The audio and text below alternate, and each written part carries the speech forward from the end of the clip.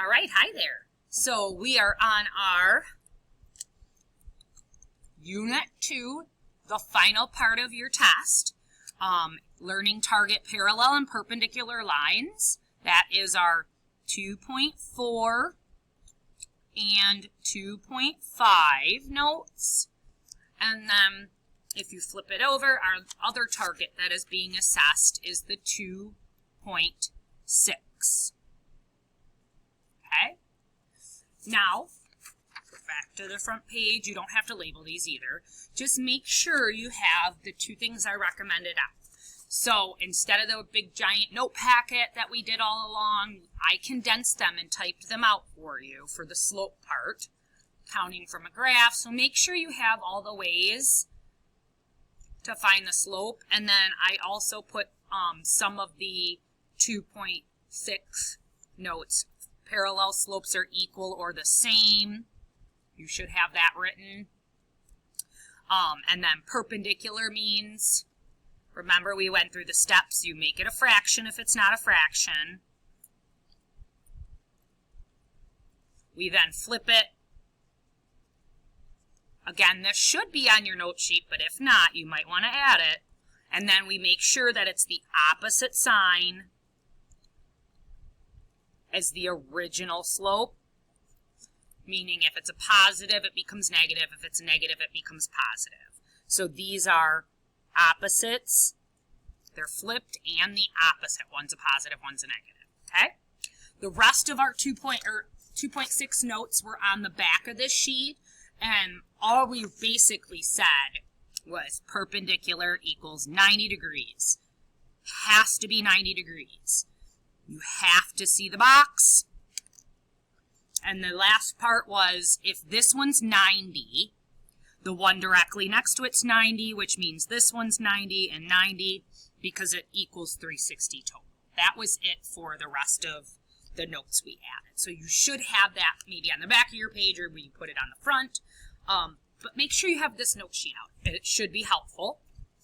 And then also, very helpful, I think, is having the practice test that we did yesterday, or depending on the year, I guess.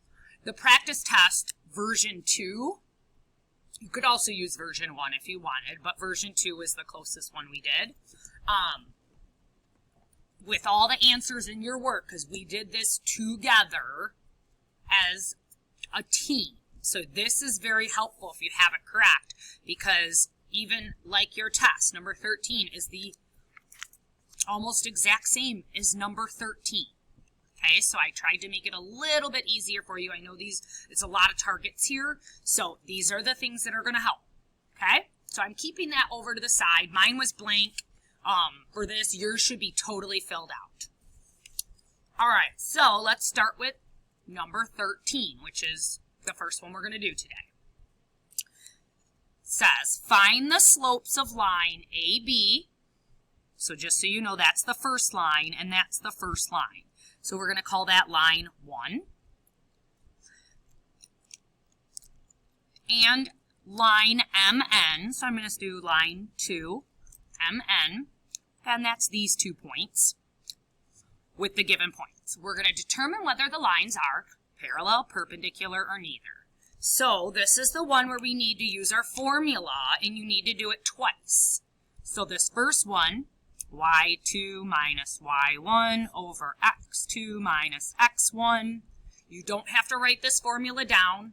I probably would put it up here, if anything, and then fill in the blanks down here. And then if it helps, you don't always have to do this. You can label your points. So for example, this is x1, this is y1.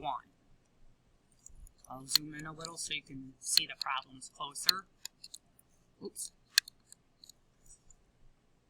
This is x2, this is y2. Sometimes it helps to label them and then fill in the blanks. So you find the first slope, and then you use the formula again on these two. Again, x1, y1, maybe you label them. x2, y2.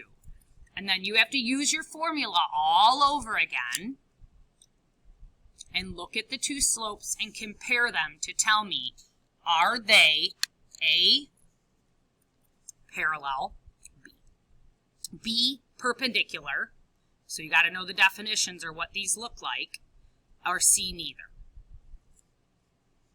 All right, let's look at 14. Vocab is important. It says, write a line, which line is perpendicular to this? Well, this is already in slope-intercept form, which is nice. So all you have to do is find the perpendicular slope.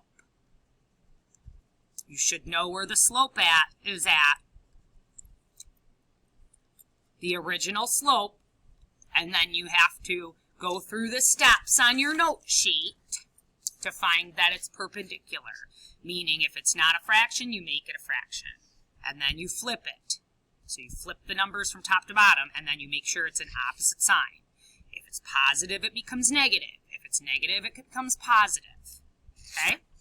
And then you'll look at which one of these problems has the correct perpendicular slope. 15. 15 is really nice for you if you were here on Friday, December 3rd. We actually did this problem. This one on the practice test has different numbers, but very similar. So, make sure which of the following is a line that is parallel. Remember, parallel means, right here, equal or the same. So, you are going to rearrange this and find the slope. So, rearrange to the y equals mx plus b. You find the slope.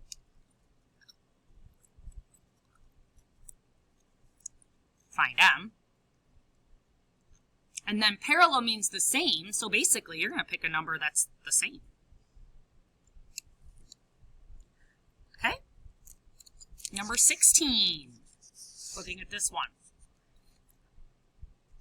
Which of the following is an equation perpendicular? So perpendicular means flipped and the opposite sign. You have to make sure that you do that. To the line shown that passes through 2, 0. So this is your x, y, left. But you might not even need that. We figured out a trick. I showed you guys how to find it, but we are going to make sure, first of all, the first step is to count the regular slope on this line using rise over run. And you'll find your m. Next, you have to make your slope perpendicular. So change slope to be perpendicular, which means flipped and opposite sign. Once we do that, you can look at the slope to find the change in perpendicular one there, and then you're going to have to plug it back in using your x, y, and then you're going to get a new m. Okay?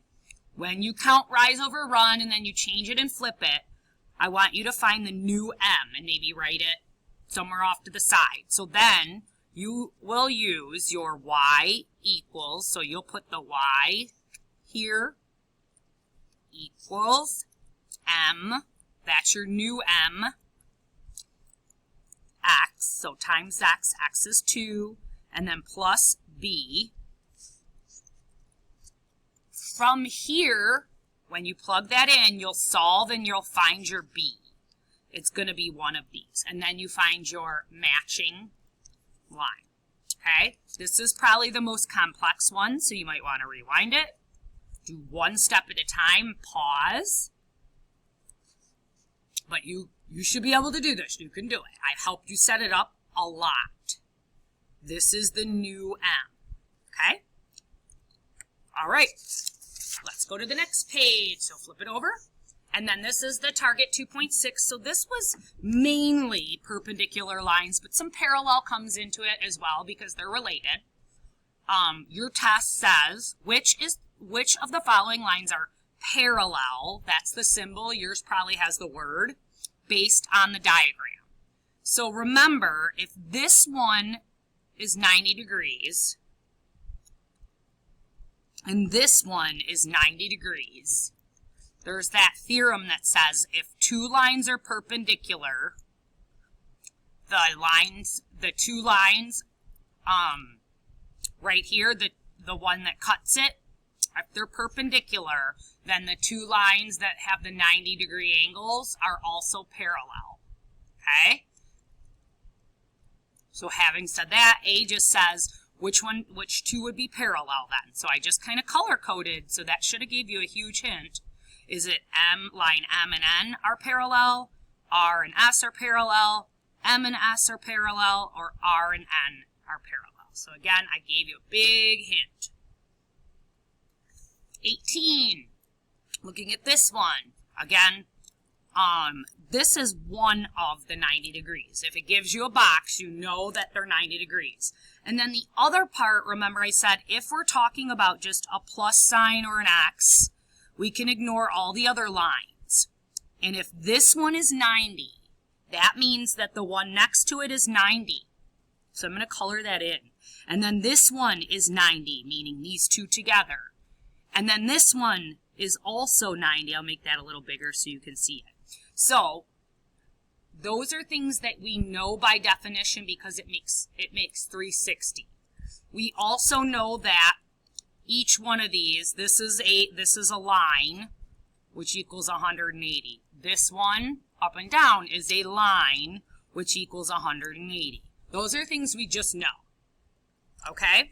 So having said that, you are going to use what you know to find angle 2.